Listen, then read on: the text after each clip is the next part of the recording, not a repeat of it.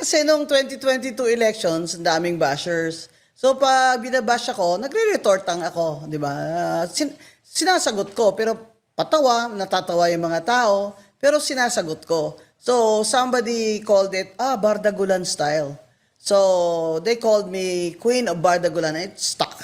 So it stuck. So I decided that my YouTube channel should be named Queen of Bardagulan. And it's still there. Hindi naman ako laging galit. Galit lang ako pag justified ang anger ko.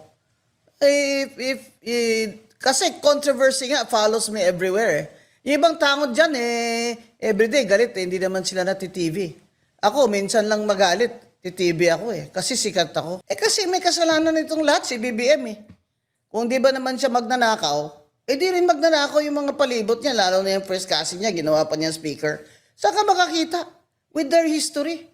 Sinabi ko na sa kampanya doon kay Lenny nang nasa rally ako, di ba? Tapos, cronies na naman ang papatakbo ng ating ekonomiya. Look at what happened.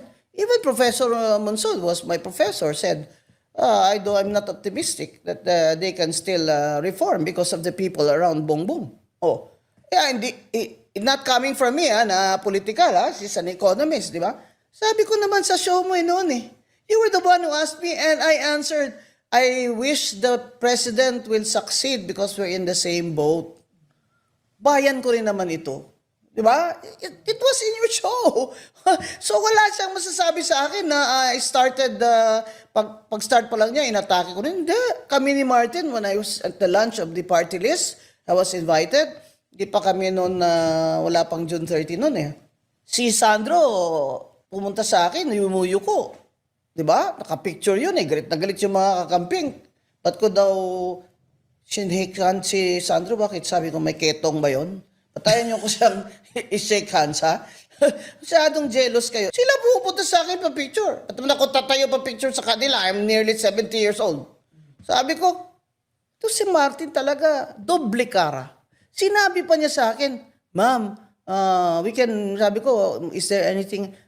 Gawin mo naman, you make the PWD committee a regular committee. Kasi right now, de facto lang. It's really marginalized. Yes, we can do that. Ganun pa, traidor talaga. Tapos hindi ako pinaupo. Kasi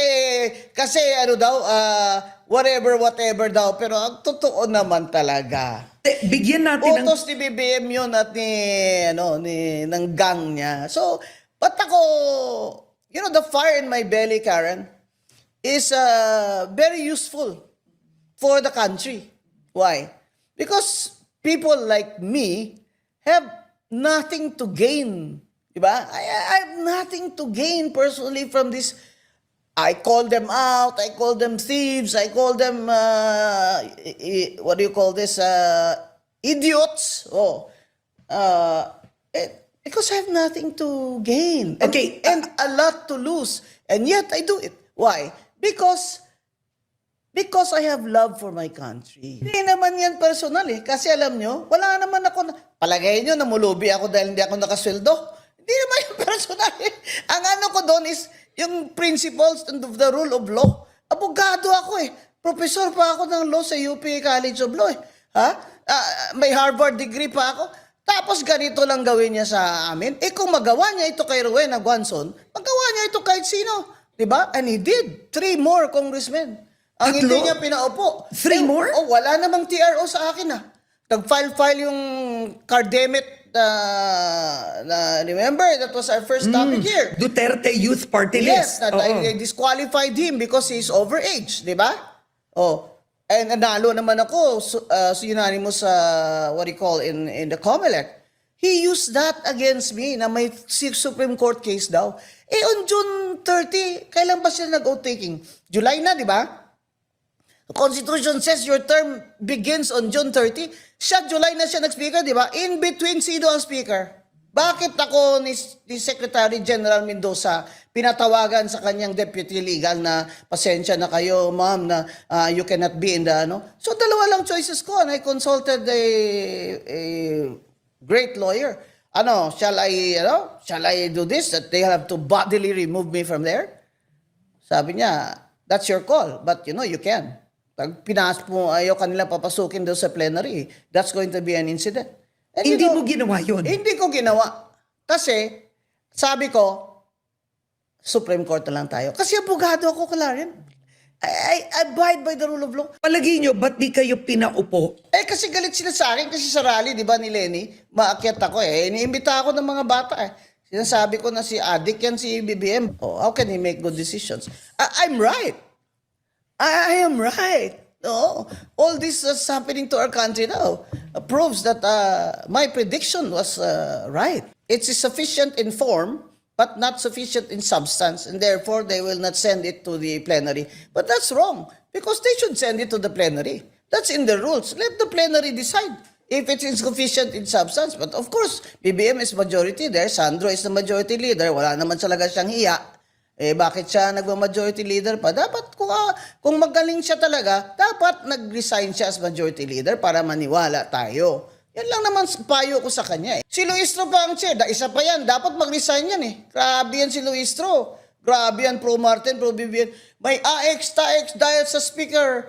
May ganito, bilyon dahil sa speaker. Kulang lang sabihin, may ulan, may lindol, may baha dahil sa speaker This is the same Congresswoman Luistro who admitted that she hid her husband who was accused of rape.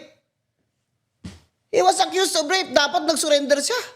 Tingnan mo si Revilla, di ba nag-surrender siya? Eto rape non-bailable.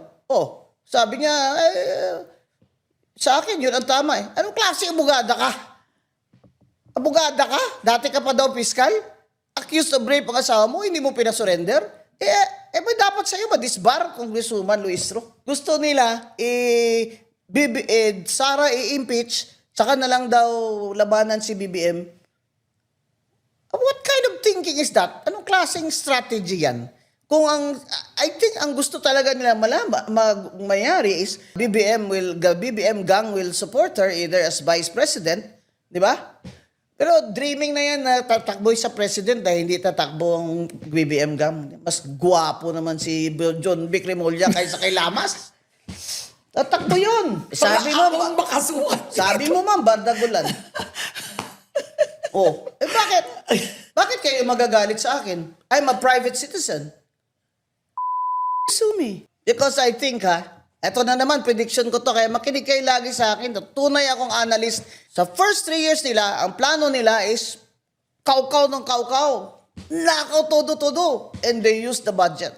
That's why, yung yan mortal sin nila to our democracy is that they used Congress to loot our taxes. Mortal sin yan. At ngayon, hindi nakukulong. Walang nakukulong. Si Revilla nakulong. Ano ba yan? Palit ulo? Hindi. 2 years to go. Dapat ipakulong ni BBM si Romualdez para tumahimik ako. At tumahimik yung mga tao who are supporting me. Bakit si Saldico ang binabanatan nyo? Sinasabi na ni Saldico na ang mastermind si Martin Romualdez na nag-atid siya ng pera doon at kay Bongbong. Pinalayas nila kasi ayaw nilang magtestigo. Ngayon gusto na magtestigo, ayaw naman nilang pabalikin. Kunyari lang yun. Bakit si Senate Torpeng Lacson sa Blue Ribbon in-invite si na mag-testify by Zoom si Saldico? Nung lumabas na sa ibang network yung Part 1, Part 2, Part 3 ni Saldico, ayaw nang ipatestify doon by Zoom. Ano ba talaga, Senator, ang rules dyan sa Blue Ribbon Committee? Dapat what is good for the goose is good for the gander. Di ba? Ganun lagi yung mga Inglesero. Bakit naman ganun? Dapat pinatestify nyo na.